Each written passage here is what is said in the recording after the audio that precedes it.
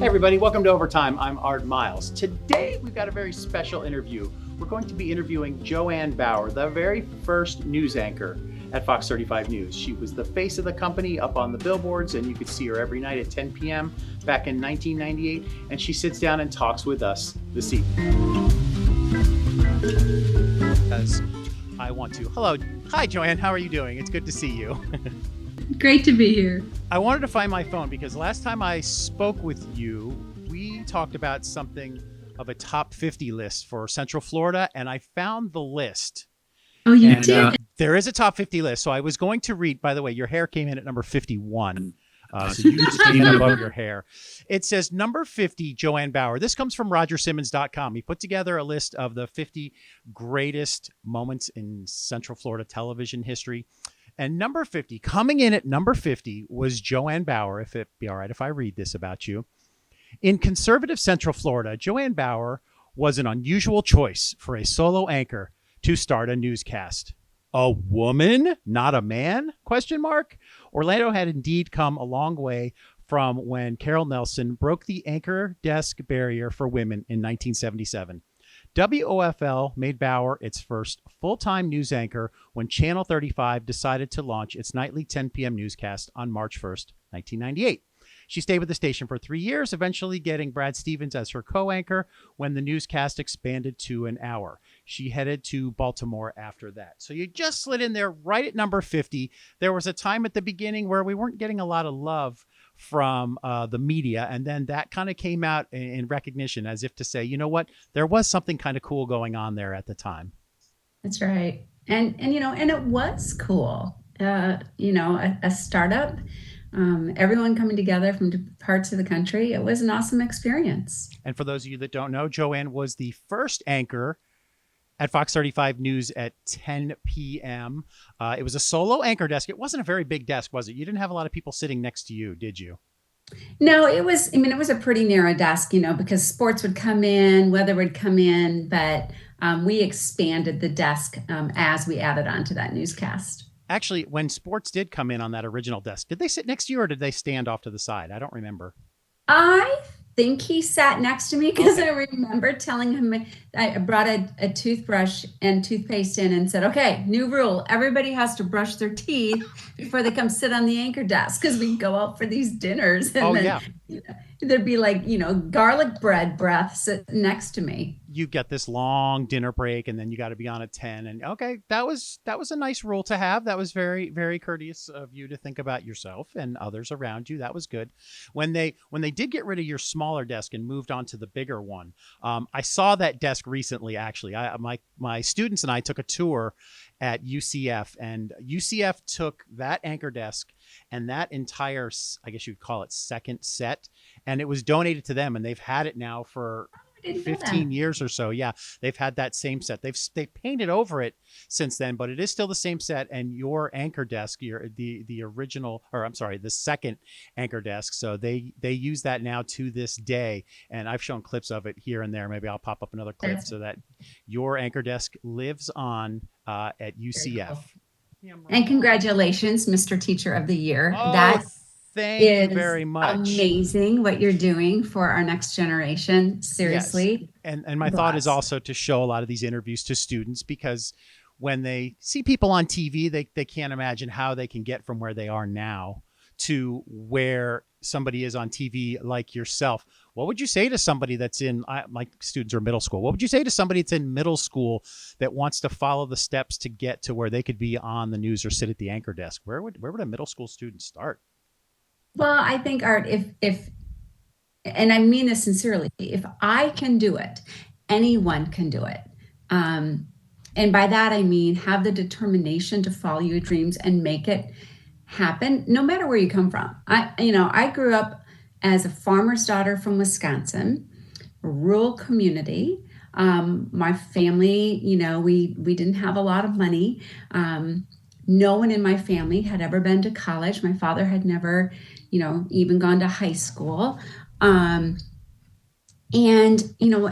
College wasn't really looked upon as something that, I should do. I should just go get a job and work, because that's just kind of the farmer mentality.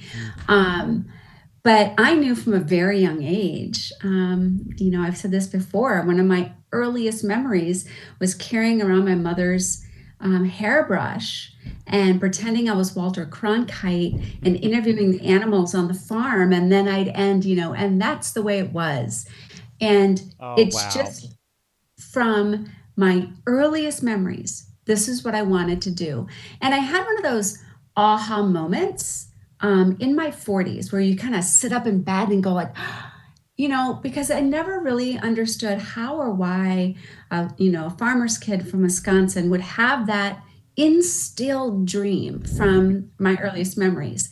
But looking back on the farm, we gathered around the television for our meals. Mhm. Dinner was at noon and supper was, later Mhm. at 6. And we watched the news and we Evening watched the news. weather. Yeah, And absolutely. so we watched the noon show and we watched the weather because when you're a farm, the weather was all important and we didn't have GPS and, satellites and all the things you have today.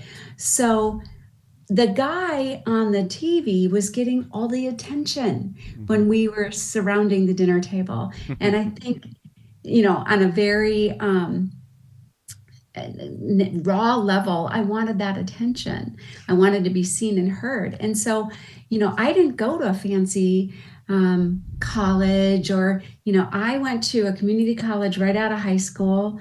Mhm. First, I went to Brown Institute in Minneapolis, Minnesota, which was, a technical school for radio and TV. And after that, I went to community college. After that, I went to Metropolitan State University, which is a night and weekend college. None of the college didn't have any classes in journalism. I just took communication classes, Right. but I dared to dream and I applied for a fellowship with the International Radio and Television Society. And they get hundreds and hundreds of applicants a year and they only pick, I think, 22 or 24. Mhm. But I tried to use the fact that I wasn't your average student. I didn't go to a well-known journalism school. That I had this different background, and I used that to my advantage. And so, even if you feel disadvantaged, whether that's socioeconomically, geographically, whatever, you can, I truly believe, use that to your advantage. And just know that you can succeed. You just can. And when you move forward with that blind faith, doors open. So when you were, I always hear stories from documentaries where kids were sitting around the TV watching Ed Sullivan when the Beatles were on for the first time, and they said, "That's it. I'm going to be a musician. I'm going to play guitar." Joanne Bauer was at the farm and watching the news, and then that's when you said, "Oh, this is what I want to do." So you left the farm, and then the first time you were able to get on TV, were they able to watch you back home, or was that something you had to Yeah. send them a tape for?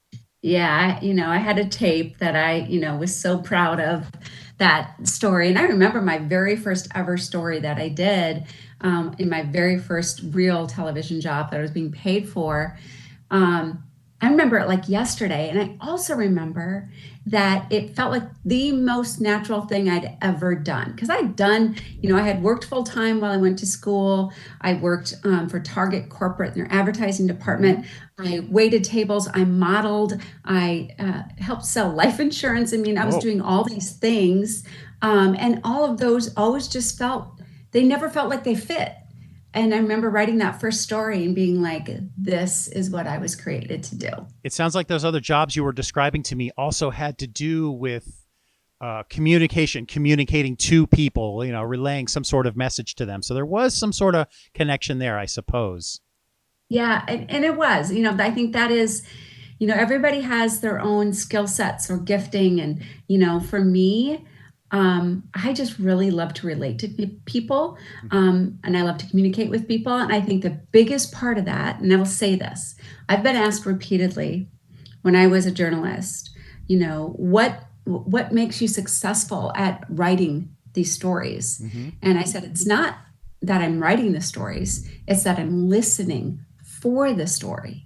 The stories write themselves. I'm just there to link the different characters of that story together. And I think it really, truly boils down, and this is in life in general, but it certainly applies to journalism, is you have to to listen. You have to listen. If you're not listening, you're going to miss the story. Or if you're not listening and you jump to the next question, if you're out in the field, the person you're interviewing will know that. They'll know that you're Absolutely. just spouting out a series of questions. So when you left school, well, actually, while you were in school, did you get a chance to do anything on camera or on the air for the school that like kind of get yourself to put a tape together? Nothing like that? Didn't have anything like that. And so when I finished school, I don't remember how I did it. Oh, I did. I got it because I got a fellowship for the IRTS. I got that fellowship and I worked at WNBC in New York City for a summer. Wow. And so being able to be there, I was able to put 3 stories together on my resume tape. And I went to Duluth, Minnesota one weekend with a girlfriend for a fun little weekend.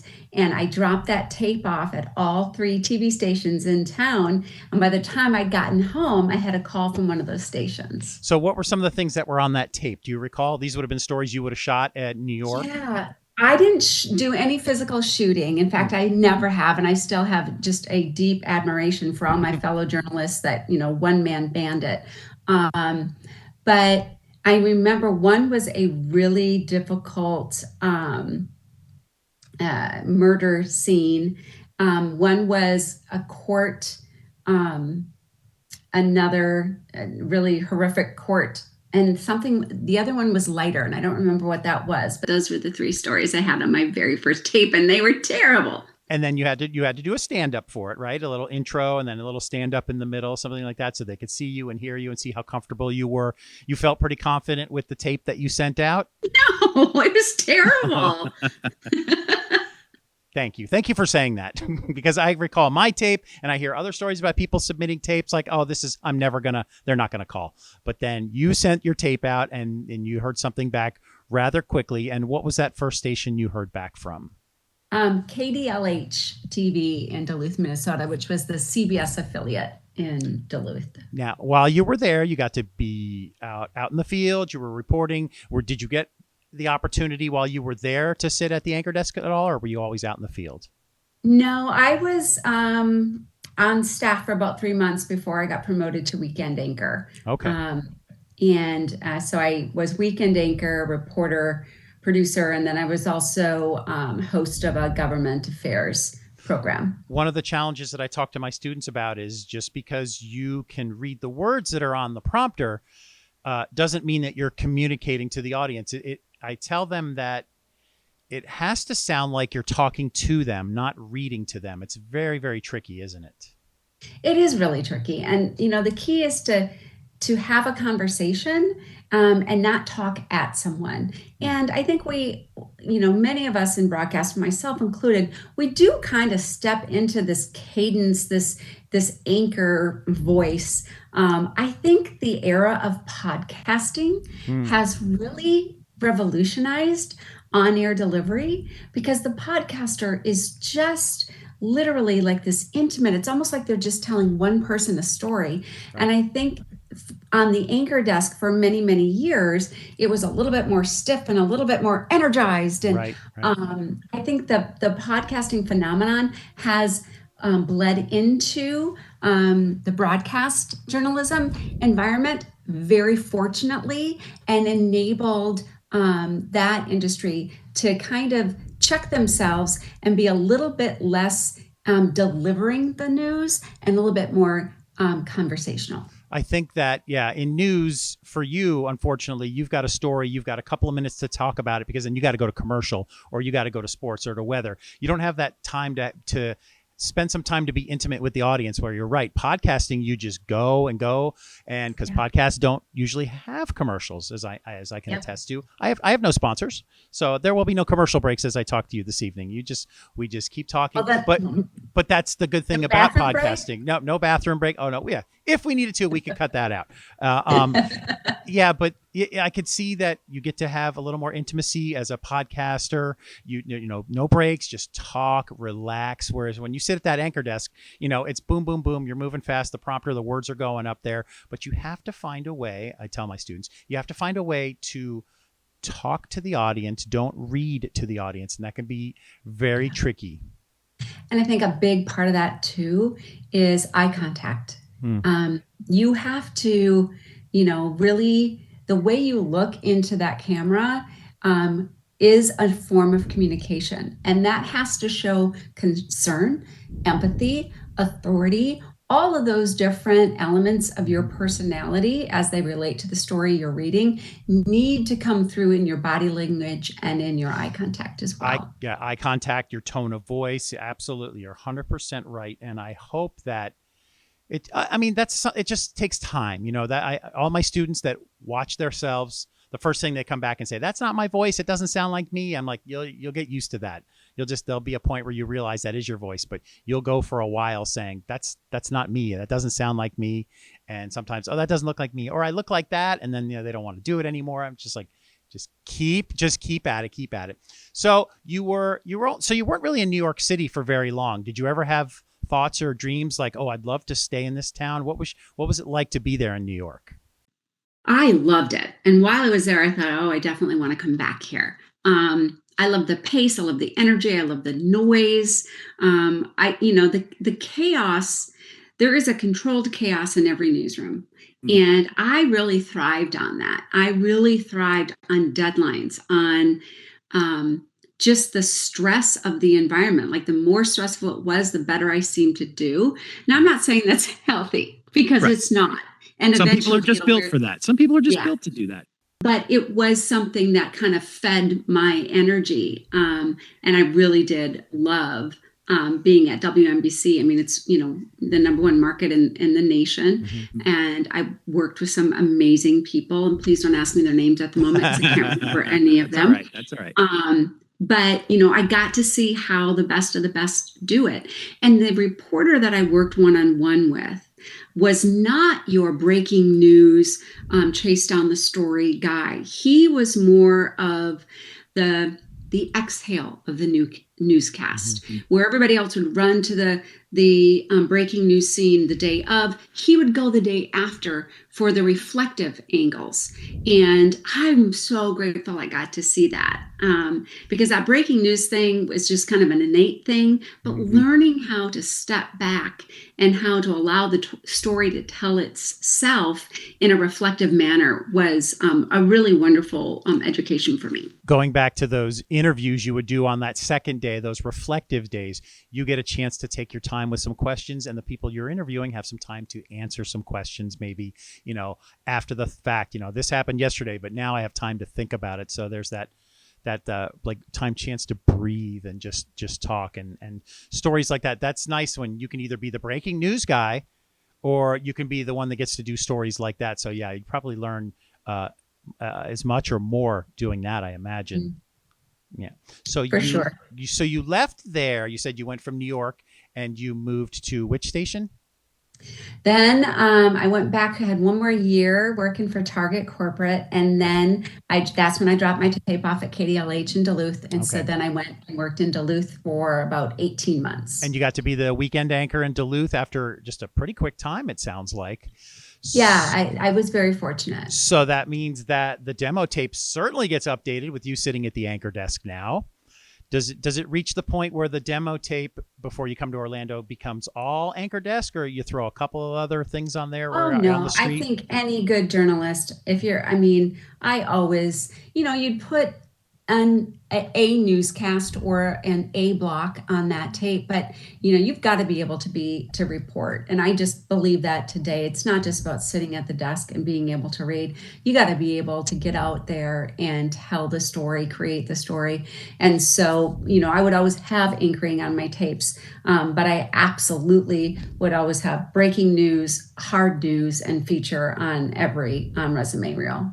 And speaking of resume reel, we heard a great story in our 2-hour get together. By the way, this won't go for 2 hours. I wouldn't do that to you again. Thank God. We spoke to our general manager, Tom, and he said that one of the things that caught his eye about your demo tape is how you gave a subtle little wink to the camera. You said you don't even remember doing that, do you?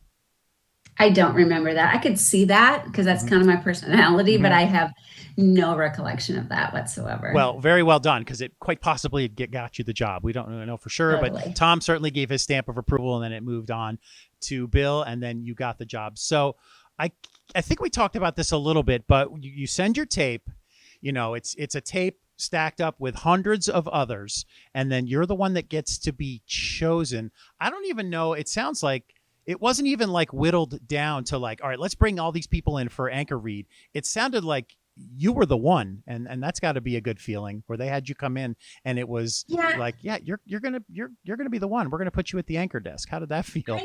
I don't recall feeling that way. I felt like I had to go in there and really sell myself, and I assumed I was up against a whole bunch of other people. But I felt really good while I was in there. I mean, I just thought that Bill Avery was just amazing, and his energy and his spirit, and Tom Collado had just this kind of charisma about him, and just the fact that this newsroom was coming together, and it was kind of a hot mess at the time, and we talk about that controlled chaos of a newsroom, and I was like, I just want to be a part of it, and I didn't know when I left there that I had the interview, the job at all, but I don't really remember, but I don't think it was that much longer after that. That was going to be my question. From when you said goodbye and went back home, how much time was there? I don't think it was long. I think it was a matter of days, and I don't think it was long at all. So, okay, so you get the call. You're going to get the job. When they tell you you're getting the job, are they telling you it's for the anchor desk, or are they telling you just you're going to come work here? No, that I was going to, they wanted me on their anchor desk and to help kind of, lead the newsroom as one of the leaders of the newsroom. And what were your thoughts about Central Florida, about Orlando? How familiar were you with the Central Florida at that time? Yeah, I was quite familiar, only in the sense of when I left KDLH, I'd moved to Florida, and I was working in Sarasota, Florida. So I was working at the ABC station in Sarasota, and had been there almost 4 years. When I got the offer in Orlando. And so I'd gone to Orlando, when you're in Florida and you're in the media. Back then, I don't know if they still do, but you could get all these free days at the parks and all that fun stuff. So I was gone all the time, but, Orlando was definitely a larger market than Sarasota. And I was thrilled at the opportunity. You said something, and David Martin said the same thing, that you both had clauses in your contracts from your previous stations that said if you were ever offered a job in a certain list of cities, and Orlando was one of them for both of you, and was that because it was considered a top market for you? Yeah, I think David had actually named specific cities. I said in my contract, I had any top 25 market. And we had just geeked in at 25. We just geeked in. And in fact, when I first went to the general manager at the TV station in Sarasota, they said, that's not a top 25 market. Well, he was looking at like old data. Old data. And he was trying to hold on to you on a technicality. He was going to hold you. And they offered me a new contract and more money, but no, there was no, I was ready to be in Orlando. So you come in, and we've kind of talked about this before with others. You come into Fox 35 and you're going to get a tour of the building. And at the point, I believe that you come to get the tour of the building, you said the word hot mess earlier. The building was still a hot mess back then, wasn't it? Yeah, it was still the newsroom was still being created. And I think it was probably I don't remember when I was there for that interview, October, November, because I started in December. I came on board, I think December 17th, maybe was my start date. David Martin and I started on the same day. He did say that to me. Yes. Yeah. And then he said that I think a group of people after they'd started, did you kind of all go out together at one point, that week or so, just to kind of get to know each other? Yeah. And, that was one of the beautiful things about working there. We spent a lot of time together outside of the newsroom, whether we, go to the local joint after work and, grab a beer, or we'd go to dinner. I'd have people over to my house, or we'd go to a park together, do one of the theme parks. It was fun. It was the most fun I've ever had in a work environment.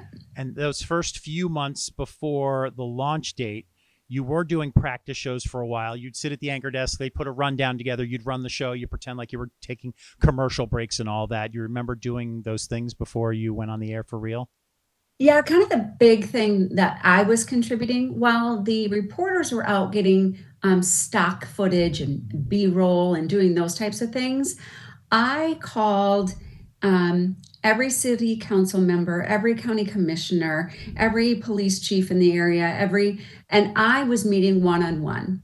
And I was getting story ideas. How can we better serve the community? What is not being covered in county government that you feel should be covered? What are your frustrations with the media? And so I would do that and create these lists. So we had a huge portfolio of story ideas ready to go once we were on the air. So you were building your Rolodex up of people, yes. And Yep. just kind of letting them know about what everybody was doing. Everybody 30, 40 or 50 years of just 3 networks out there. Suddenly here comes this 4th network. We're just letting you know that we're out here, and getting to know those police officers and the PIO and at the time the firemen as well, because there were huge brush fires breaking out at the time. You guys were going through your rehearsals.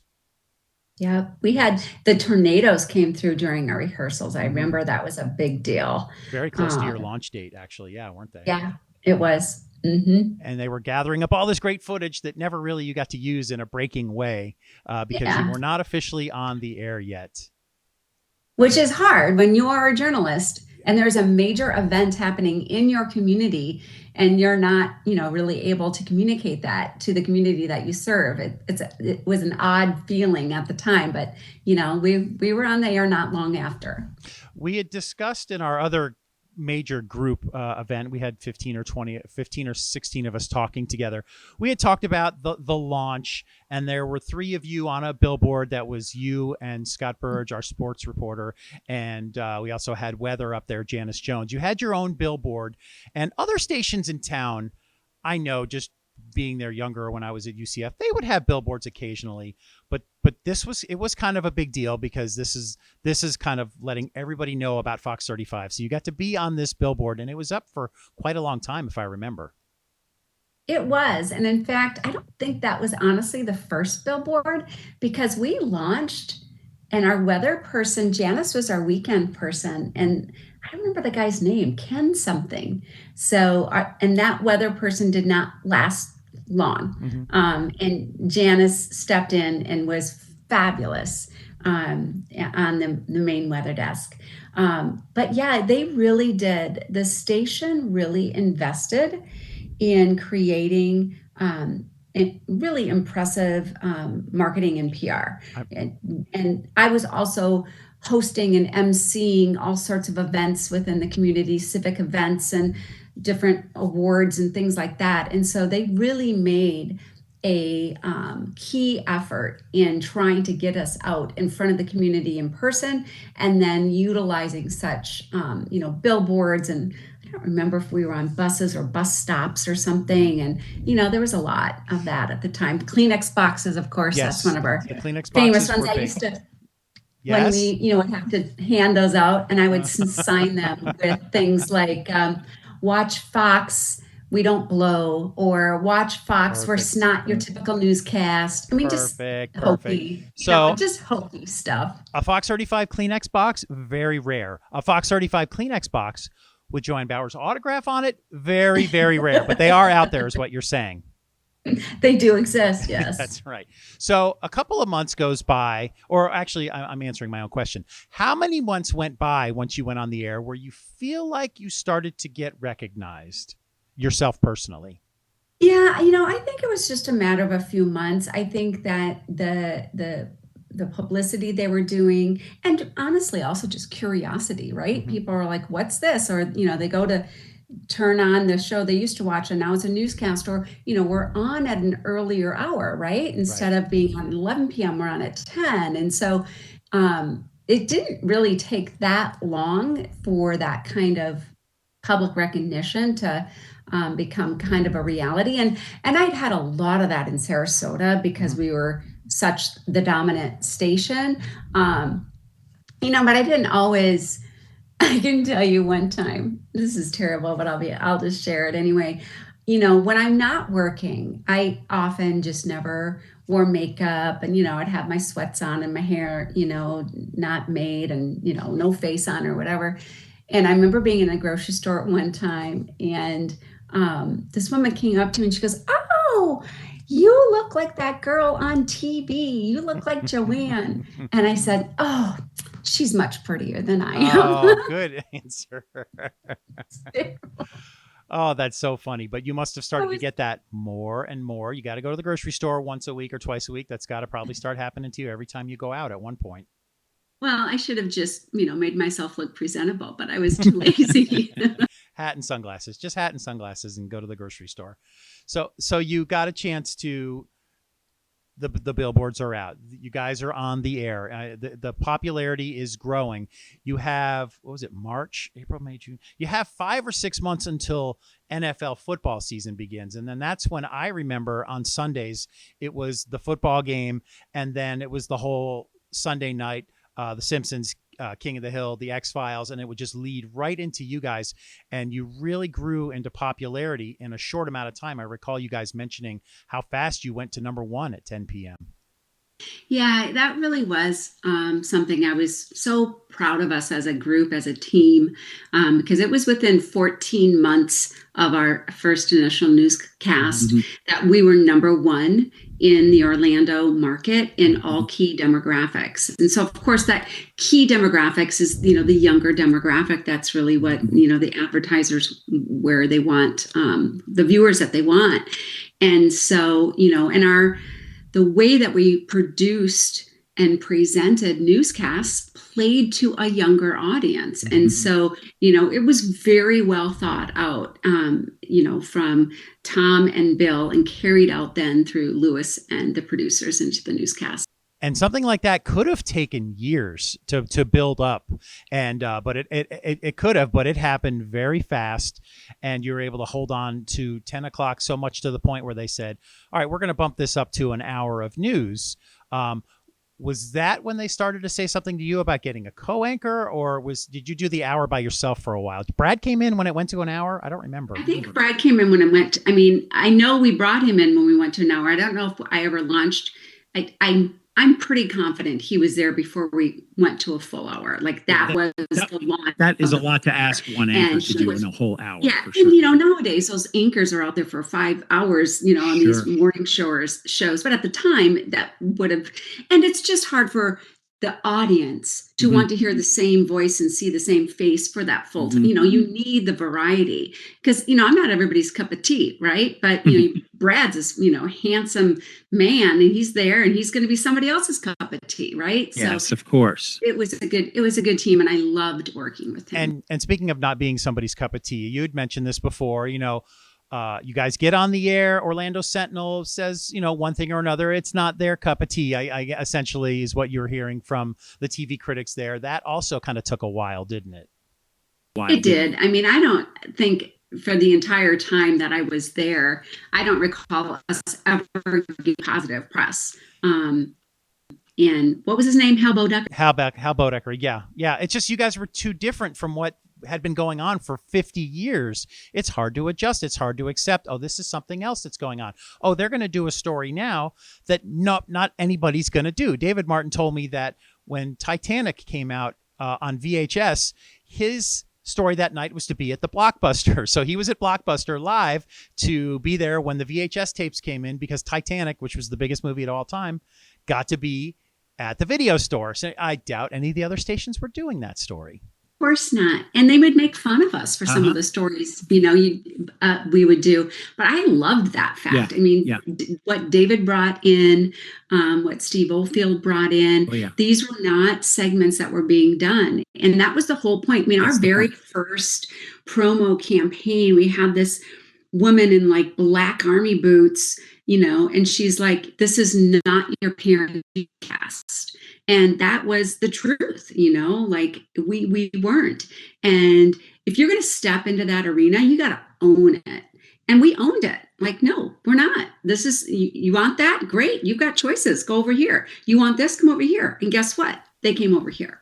And speaking of promos, I'm still looking out for them. I've asked people online and through this show that we do, we're looking for the original promos that were shot on film that you guys all did at the Mustangs and then at the station. And you happen to recall, was that like a full day shoot? They had the lights out there. They had film cameras. It was a big deal, wasn't it?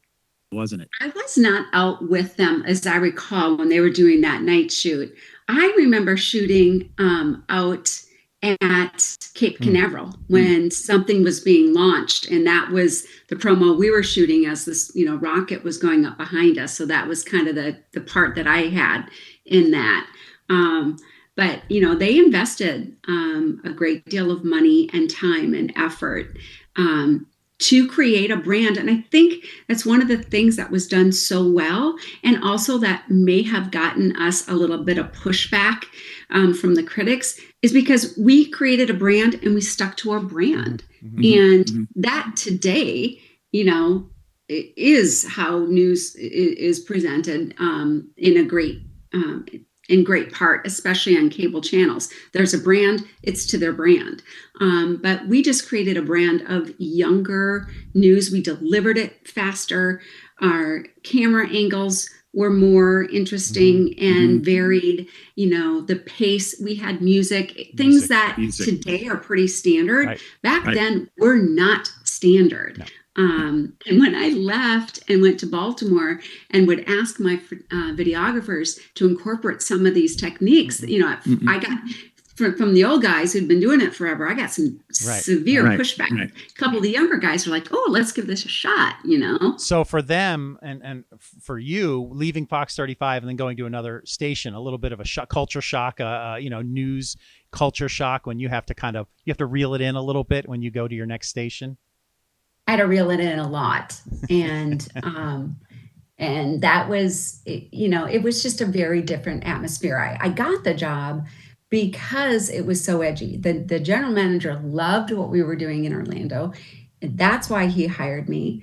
And I remember sitting down with him and he's like, and he told me, you're going to get pushback and I want you to push through.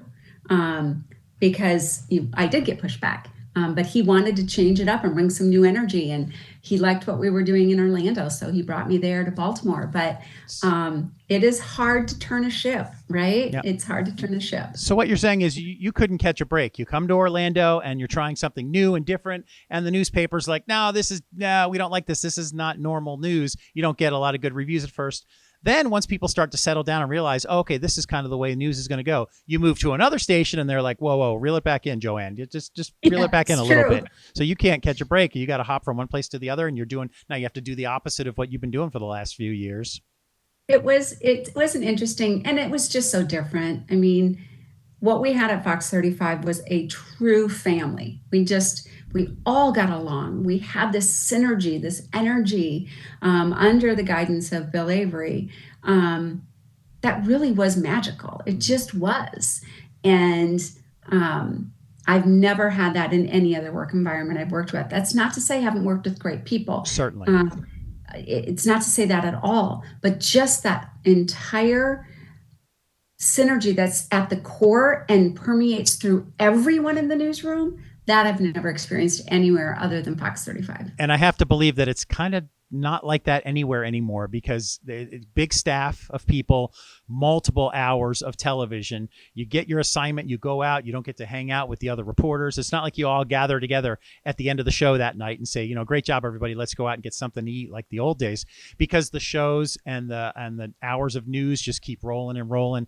And I have to believe there's not another station like that since then, or before then, or since then. It was like we were there at the absolute perfect time.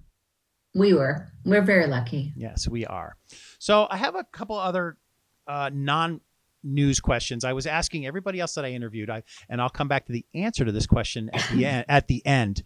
When you're at home and you're trying to relax, I have this playlist that I'm putting together based on everybody's answers in these interviews. What are your favorite go-to songs you like to listen to when you're sitting in a hammock or relaxing? Like one or two songs, but I don't need the answer to that now. I'll get to the answer to that towards the end. I just wanted to put that thought in your head as we continue to ask you a few more questions. After you left and you said to Baltimore, Correct. You went to Baltimore and you were there for a couple of years. Were you back? Were you at the anchor desk there, or were you back out on the street? What were you doing there? I did both. I was their 5 p.m. anchor and lead reporter. Okay, so you got to get back out on the streets, because when you're with us at Fox 35, they kind of always needed you at the desk. It was hard for them to kind of let you go and to go out and do stuff unless it was like a sweeps piece or some kind of big story. Exactly. You kind of got anchored to the anchor desk, didn't you? I did. I would get to do sweeps work, but that really was it. And quite honestly, I did miss it. At first, it was hard not to be on the street when that's what you're used to doing. Like when there's breaking news and everybody runs out the door and you have to stay back. That took a little bit of getting used to. Yeah. As I went on in my profession, hey, I'll stay back, right? And when you went out and continued your profession, and I know so many people, I could probably write down a list of 15 or 20 people who left television and went into real estate. What is the connection there between the two that you think so many people are drawn to it? I think that it's the ability to listen and to communicate. Right. I had thought about going into real estate for many, many years, and I didn't. And then I just stepped into it about 4 years ago, and I've been incredibly blessed, so fortunate. But I think it really is just that the ability to connect with people. That's what makes you successful in journalism. You have to be able to connect with people. If you're going to knock on somebody's door in the middle of a tragedy at the hands of man or Mother Nature, you have to be able to have empathy and connection with that person so that they trust you to talk to you, to share their heart and give you the story, right? And it's kind of very similar in real estate. You are aiding someone in probably their largest financial transaction of their life. It could be scariest too. Yeah. And they're complicated. And it's very much like news in the deadlines. It's incredibly deadline driven. It's incredibly detail oriented. And just because of my background, I excel at those things. And I think that has really assisted me in this career shift. So journalism, it's eye contact, listen to the person, get the good story out there. In real estate, it's eye contact, listen to the person, give them the right square footage and a good school district. Ding, ding, ding. Yeah, you got it. You can do that. Well, and unfortunately, there was a time when Ann Bauer had to leave Fox 35. And for all of us that were there and still stayed behind, that's when the biggest shift started to come, because soon after that, the station was purchased by Fox. We were a real Fox O&O station, and things really started to change. You stay there for years and years like I have and others that are still there, and you stay there for a long time. You're like, this is the place where I've worked all these years. But then you take a step back and you're like, oh, it's just not the same place anymore. Not because of any one thing, good or bad. It's just these people have left. And these were just like very special people to work with in that very late 90s, early 2000s stage in our lives. It was a blessing. It really was. Some of the most amazing people I've ever worked with, the most fun. And I think the reason we succeeded is we didn't know we were supposed to fail. Yes, Todd. Yes, that was something that Bill said, and he said that everybody kind of shook their head in agreement. It's like nobody said. It's so well put, and every one of these interviews I do, it always comes back to Bill Avery and his ability to bring this team together, his hiring technique. Like I said, he deserves the Emmy for Best Casting Director for sure for all of his work that he did at Fox 35, and the things that you guys did back then turned it into what it is today. I was like, it could have all fallen apart. It really could have. The ratings could have never picked up. They could have gotten rid of everybody and started over fresh, but they didn't. He built a strong team from the beginning, and it just built from there. And I imagine you can still watch from home if you like it, WOFL.com, if you feel like watching their newscast, and you can see what you helped build. Yeah, I'm incredibly grateful to this day. And it really was, as Bill Avery says, it really was lightning in a bottle. So you're sitting at home. You've had a tough day in the office or in the model home or wherever it is you work. Nobody really knows. You're all over the place. And you want to just relax and just sit in the hammock or just sit in your comfortable chair. What are one or two of your favorite songs you like to listen to? I'm putting together a playlist. Maybe some Nora Jones, Come Away With Me. Oh boy, when that album came out, oh, that was just like it was just like one song. You just hit play and you listen to the whole album. Have you ever seen her in concert? I have wanted to see her in Yeah. concert. I have not. After her She's on my first, bucket list. after her second album came out, I think we did it. We saw her twice down here in South Florida. It's just in Central Florida, and it's like I'm so glad you said that. That's an excellent choice for a song. I will add that to our playlist. I forgot to ask Lewis that, and everyone else I have asked. So I'll have to go back and ask him what his songs are when he needs to relax. But yes, I am so glad you said Nora Jones. That's one of my favorites as well. So since I had you here for 2 hours plus however long this is today, I'll just leave you with one last question. Central Florida was a place in the late 90s where there was already 3 huge established stations, and you came in here with a group of people. What did you think yourself? What did you think your chances were when you came here? I was naive. I thought we were going to do great. And I think that's one of the reasons we all succeeded is we had a shared naivete. We didn't know we were supposed to fail. I thought, I never doubted that we were going to succeed. And so I just think it's even if you don't believe in, the energy, what you put out comes back to you. I think we just believed it and we created it.